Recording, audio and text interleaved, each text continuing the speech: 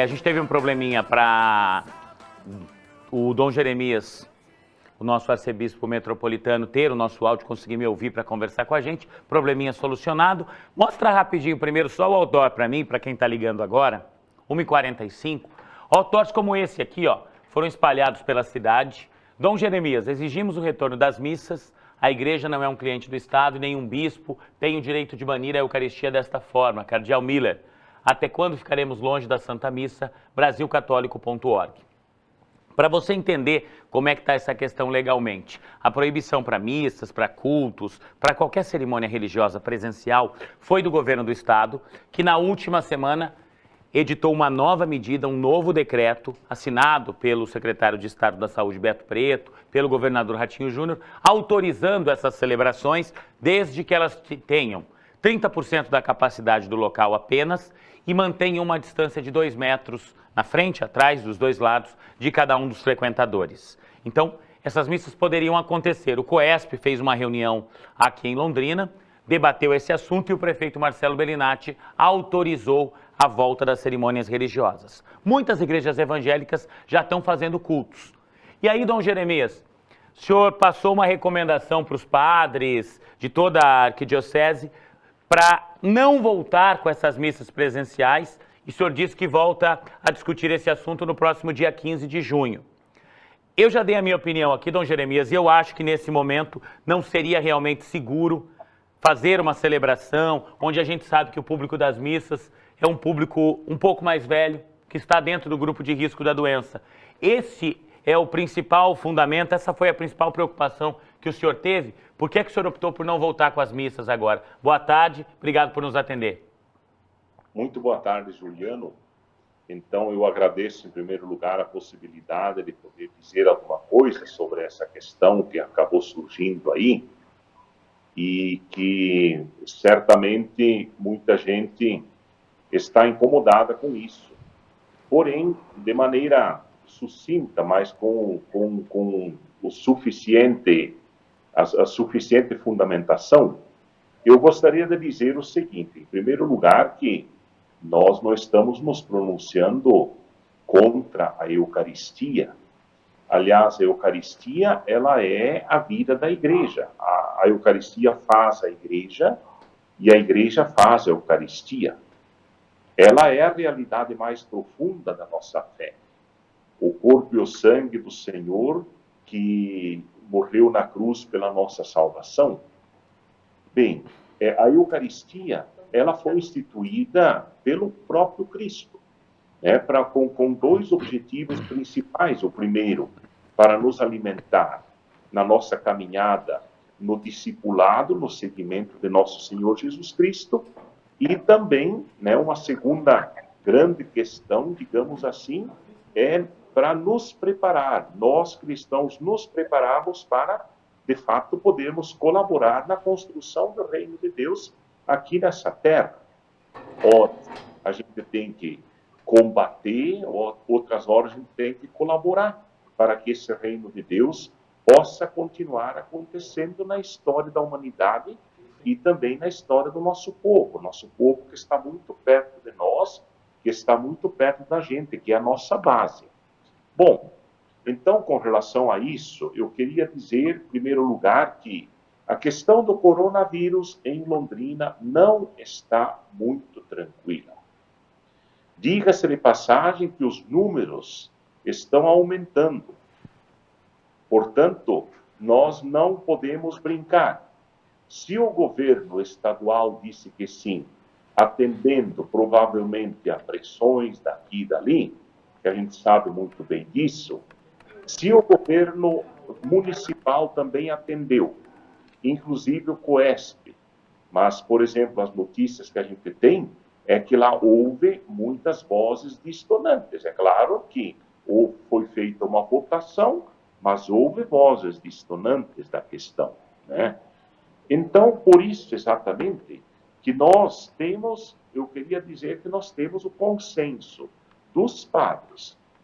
Não unanimidade, provavelmente não, mas nós temos o consenso. Esse consenso nós trabalhamos numa reunião que tivemos na outra quinta-feira em que nós conversamos sobre isso. Eu coloquei claramente que a partir desse momento não havia mais proibições nem no Estado, nem no município, mas qual é a opção da Igreja de Londrina neste momento?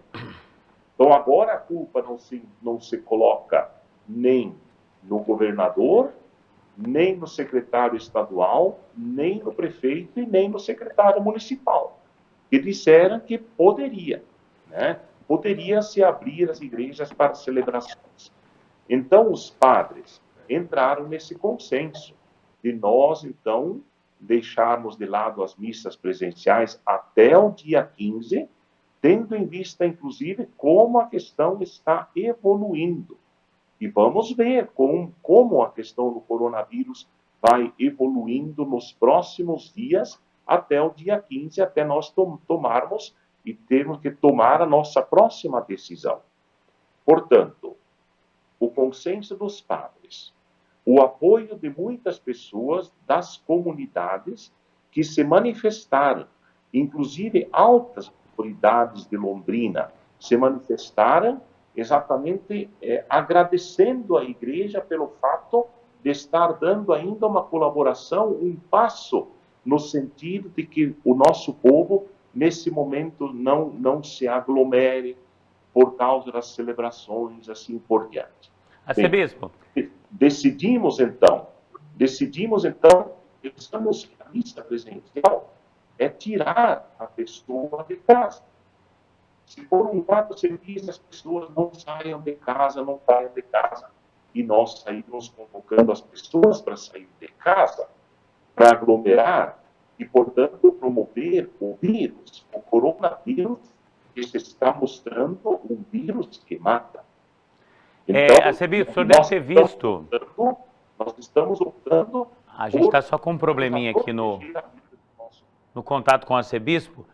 Vamos só restabelecer aqui. Com certeza o senhor deve ter acompanhado através da imprensa nacional e internacional. Na Alemanha, na Europa, onde o coronavírus chegou com força bem antes da gente aqui, eles já começaram a liberar algumas atividades. E eu quero mostrar uma manchete que saiu no início da semana em tudo quanto é site. Essa aqui, por exemplo, é do G1, enche a tela ali, ó. Covid-19, 40 pessoas foram infectadas após comparecerem em um culto na Alemanha. Devidamente autorizado, no dia 10 de maio, lá em Frankfurt, uma das principais cidades alemãs, voltaram a ser realizados os cultos, as missas. E 40 pessoas acabaram sendo infectadas num desses cultos, tanto que logo depois a proibição foi revista. Logo depois, essas celebrações voltaram a ser proibidas lá na Alemanha, tá? Então eu estou falando de um exemplo concreto do que aconteceu lá. A gente está restabelecendo o contato com o Dom Jeremias e eu acho que a principal preocupação... Pode voltar comigo aqui, Adriano, por favor. A principal preocupação talvez seja essa de como manter a distância das pessoas. Me ajuda a entender aqui, vamos lá. Vamos ter apenas 30% da capacidade, ok. Cabe 100 na igreja, pode entrar 30. Como é que eu escolho dessas pessoas que chegaram aqui, as 30 que vão entrar? Fatalmente isso vai gerar tumulto aqui, aglomeração de pessoas. Durante a missa, tem que se manter, ou do culto, tem que se manter essa distância de 2 metros entre uma pessoa e outra. Do lado, na frente e atrás. Como é que eu controlo isso? Imagina o padre, imagina o pastor durante essa celebração. Enquanto a gente tenta restabelecer com o Dom Jeremias, se for possível qualquer coisa, Fá, para fechar, a gente bota ele por telefone. Deixa eu fazer o WhatsApp enquanto isso. Quero entender de você. Você acha que devem voltar missas, celebrações religiosas, sim ou não? Vou ouvir de você isso na sequência. Antes, deixa eu voltar com o arcebispo aqui. Dom Jeremias, não sei se o senhor acompanhou aqui, eu estava falando a respeito desse culto que aconteceu na Alemanha depois da liberação, onde 40 pessoas foram infectadas e logo depois o governo lá voltou atrás.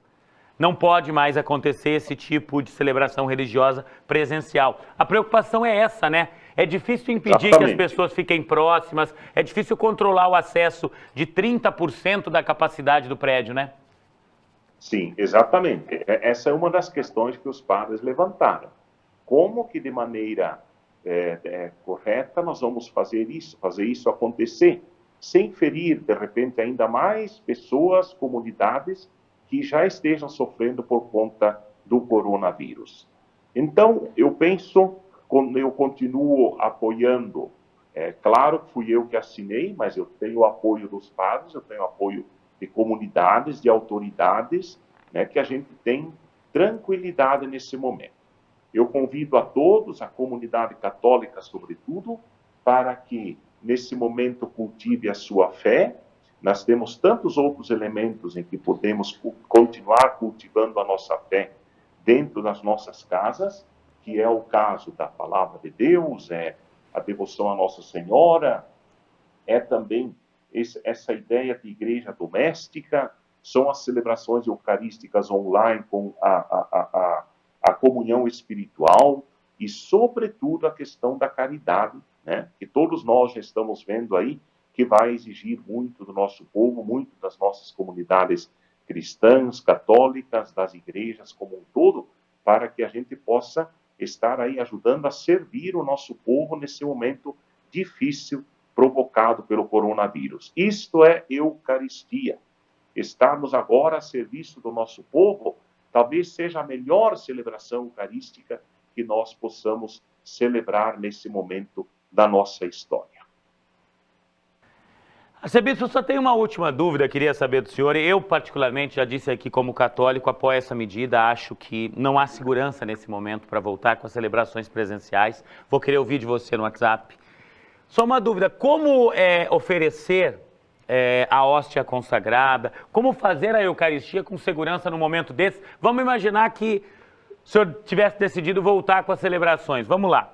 A gente não pode levar a hóstia até a boca do fiel. Aí a pessoa vai colocar, o ministro, o próprio celebrante, vai colocar a hóstia na mão da pessoa. Ah, não, mas aí pode contaminar porque ele vai colocar em várias mãos. Ah, ele vai botar uma luva. Só que essa luva também vai passar na mão de várias pessoas. Qual seria a saída para se fazer esse momento da comunhão, que é o grande momento da celebração lá, com segurança nesse momento? Eu não vejo, Dom Jeremias. Bem, eu acho o seguinte, que as orientações que nós temos, o seguinte, é o uso do álcool gel nas mãos, né? Tanto daquele que vai distribuir a Santa Eucaristia, como aquele que também vai receber a Santa Eucaristia. Então, o uso do álcool gel tem uma certa durabilidade, não sei aí quantos minutos poderia isso significar e tudo. Eu acho que esse é um caminho higiênico suficiente. Então, desde o começo da pandemia, nós temos orientado para não distribuir a Eucaristia na boca. Nós temos orientado isso. Portanto, a Eucaristia na mão, né, fazendo como que da tua mão um altar, né, onde você recebe o corpo do Senhor. E as igrejas, sabe-se, que devem também se preparar com álcool gel, tanto para o presidente, aquele que vai distribuir a Eucaristia, como aquele que vai receber. E eu fui em várias igrejas, por exemplo, na região de Rolândia, onde eu estive, que por um período aí celebraram algumas missas, estava lá alguém passando álcool gel, dando álcool gel para as pessoas para irem para a fila para comungar. E o presidente tinha usado álcool gel aí naqueles minutos. Então, eu penso que é um sistema bastante garantido, bastante higiênico e seguro. Seguro. Jeremias, muito obrigado pela tua participação, por esses esclarecimentos. Eu tenho certeza que a comunidade católica gostou muito de ouvi-lo falar a respeito dessa questão. E o nosso Adriano, diretor de TV, estava levantando aqui. Não podemos esquecer também que nós temos um número muito grande de padres, já com mais de 60 anos, que também estão no grupo de risco e também devem ser preservados nesse momento. E a gente segue assistindo, acompanhando, participando dessas celebrações através da internet. Muito obrigado, Dom Jeremias. Ótima tarde. Muito obrigado, uma boa tarde a todos. Deus abençoe a todos, a cada um. Tá aí, esse é o nosso papel aqui, tá? Ouvir sempre as pessoas.